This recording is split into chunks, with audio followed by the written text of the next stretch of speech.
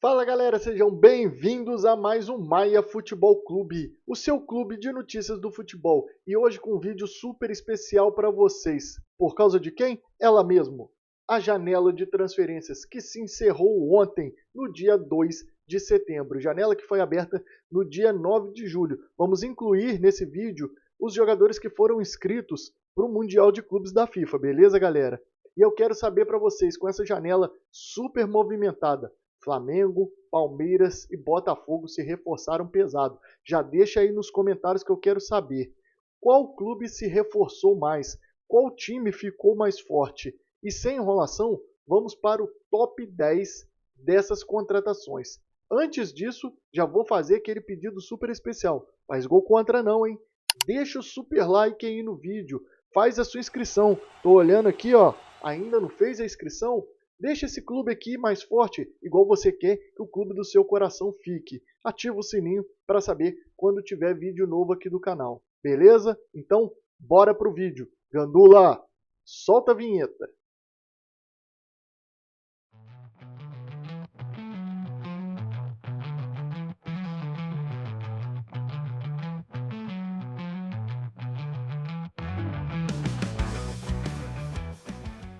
Em décimo lugar, temos o lateral direito, Kelvin, pelo Palmeiras. Palmeiras foi certeiro na contratação desse jogador de apenas 24 anos. Gastou 6 milhões de euros para tirar ele do CSKA da Rússia.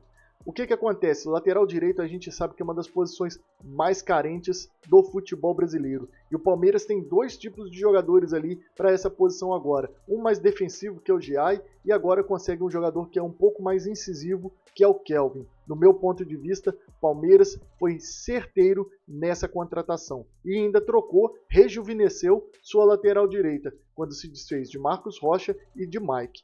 Palmeiras acertou em cheio no Kelvin. E agora, a nona posição.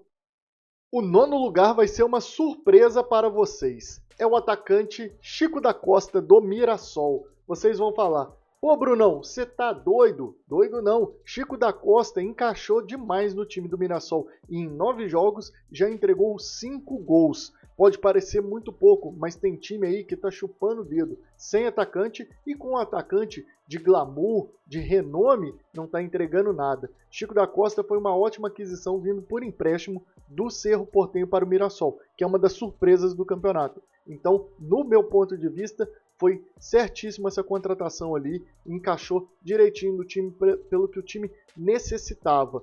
Nono lugar, Chico da Costa. E agora, o oitavo lugar.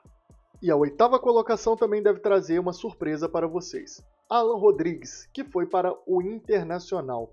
Meio campo de 25 anos que saiu do Argentinos Júnior por apenas 4 milhões e 300 mil euros. Por que ele entra nessa lista? Boas apresentações, principalmente contra o Flamengo. A gente vê que é um jogador de meio de campo com a característica que no futebol brasileiro o cara consegue se destacar muito rápido. Ele tem uma imposição e uma dominância ali no meio de campo. Em breve poderemos pensar até que o Inter pagou barato nesse jogador. A oitava colocação é de Alan Rodrigues pelo Internacional. E agora a sétima posição. E na nossa sétima colocação temos ele, Arthur Cabral pelo Botafogo. O atacante se coloca na sétima colocação ali do nosso ranking porque a baixa idade e o que ele já está entregando mostra que foi uma contratação acertadíssima pelo Botafogo. Em 10 jogos, 6 participações em gols, 4 gols e 2 assistências. Arthur Cabral foi comprado por 12 milhões de euros vindo do Benfica, pelo Botafogo. Então foi uma ótima aquisição pelo time do Botafogo. A gente sabe que atacante também está muito difícil de se conseguir. Teve time aí que suou nessa janela e não conseguiu. Ponto para o Botafogo. E agora, a sexta colocação. E o sexto lugar vai para Saúl Ñíguez, meio de campo espanhol do Flamengo. Chegou a custo zero, galera, vindo do Atlético de Madrid. Tudo bem que ele não estava jogando lá, estava emprestado, mas é um jogador que veio do Atlético de Madrid para o Flamengo. E a gente já viu o potencial desse jogador, como que ele exerce uma dominância ali no meio de campo, principalmente para o estilo de jogo do Flamengo, que é um jogo de muito toque de bola. E isso o gringo domina. Sexto lugar, Saúl Ñíguez pelo Flamengo. E agora eu quero saber de você, chegando na metade desse ranking, o que você tá achando? Caramba, Brunão, tá viajando? Tem coisa aí que eu não concordo? Deixa aí nos comentários, vamos debater a respeito disso. Mas daqui para frente, será que vai ter alguma surpresa? Fica aí para saber as 5 primeiras posições. E aproveita também, já deixa o super like aí, que eu não tô vendo o super like, hein? Faz a sua inscrição, clica aí na inscrição e ativa o sininho também. Vamos para a 5ª colocação. E o 5º lugar é praticamente uma criança, pode fazer Enem. Ele mesmo, Álvaro Montoro do Botafogo. A criança é o cão.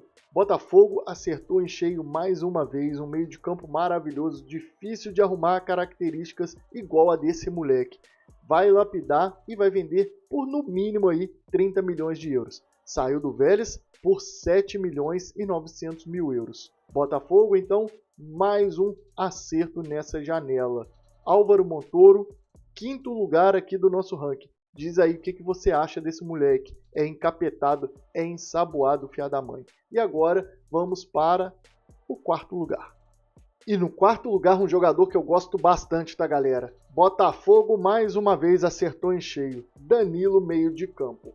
Veio do Nottingham Forest por 23 milhões de euros. E no último dia da janela europeia, o Botafogo teve uma proposta por ele, 30 milhões de euros.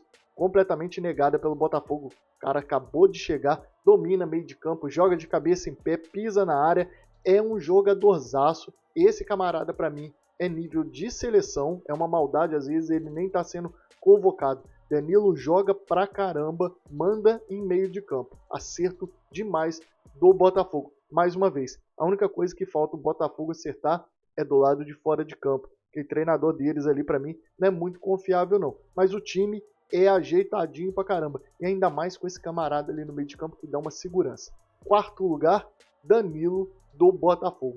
E agora a gente vai pro sonhado, pro querido, pro curioso top 3 das transferências do futebol brasileiro. E o 3º lugar, medalha de bronze, é ele. Chama o Samuel Lino do Flamengo. 25 anos. 22 milhões de euros vindo do Atlético de Madrid. Ponta esquerda, incisivo, driblador, característica que também está difícil de se achar no futebol brasileiro. Acerto em cheio do Flamengo e para o estilo de jogo de Felipe Luiz. Samuel Lino já chegou se destacando, né? Teve alguns altos e baixos, mas ainda está se acostumando ao jeito do Brasil, né? Ao jeito do futebol brasileiro, de se jogar aqui. Mas o que o Felipe Luiz quer parece muito com o esquema tático do Atlético de Madrid, então a gente já vê que ele está começando a se encaixar ali. E inclusive convocado para a seleção brasileira. Isso que eu quero saber de você. Foi justa essa convocação do Samuel Lino para a seleção brasileira? Diz aí nos comentários o que você achou disso. E agora o top 2. Será que tem surpresa aí? Vamos ver. E em 2º lugar, medalha de prata, o ídolo do tri palmeirense, Andreas Pereira. Isso mesmo, 29 anos, 10 milhões de euros vindo do Fulham da Inglaterra. Palmeiras também acertou em cheio nesse jogador. O herói do tri já chega como herói sem nunca ter jogado pelo Palmeiras, né? O torcedor flamenguista fica com dor de cabeça só de lembrar desse nome. Mas, trazendo para a parte técnica, foi um acerto em cheio. Torcedor palmeirense não pode se iludir pensando que é um novo Richard Rios. Características completamente diferentes. O Andrés é um jogador que vai fazer mais o que o Rafael Veiga fazia quando estava nos tempos ali da Brilhantina, vamos dizer assim, né? Quando ele estava no auge dele. Andreas Pereira, então, medalha de prata, 2º lugar, uma ótima contratação palmeirense. E agora, o 1º lugar.